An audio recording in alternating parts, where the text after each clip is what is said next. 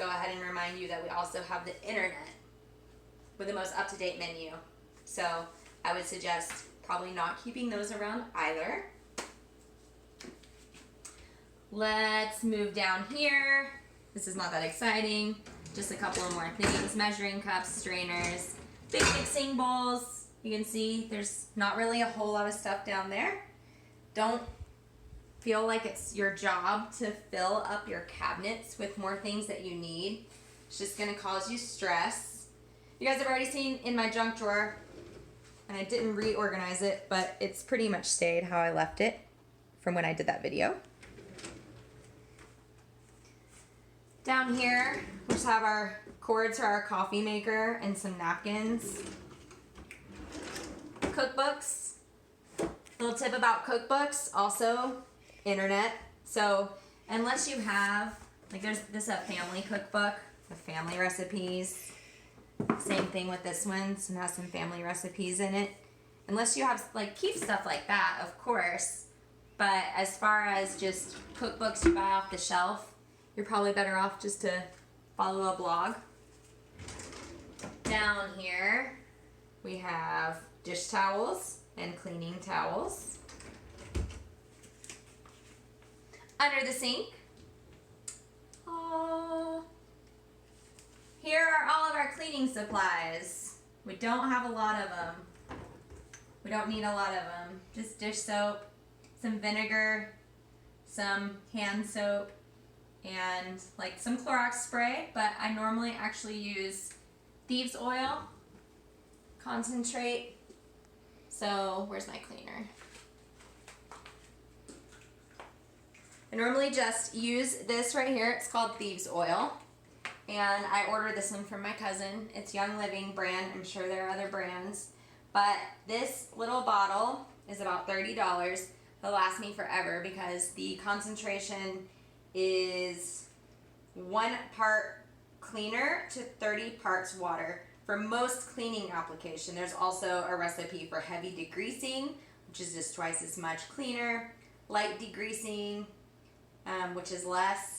And it could also be used as a glass cleaner. And I'm pretty sure there's a recipe for it to be used as a stainless steel cleaner.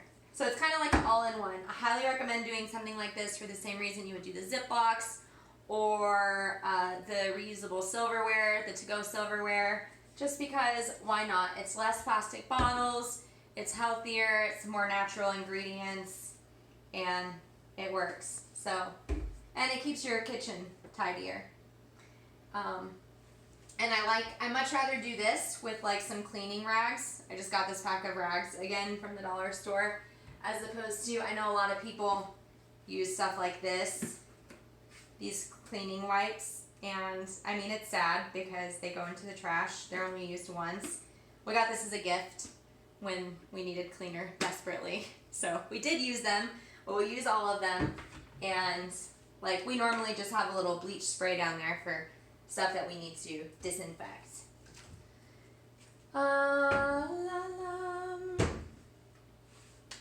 That's it. Oh, one more little thing. I normally have a little clip around these, but I didn't bring my clips down. So these like papers and a couple of instruction manuals for some of my what's the word, appliances that I use in the kitchen.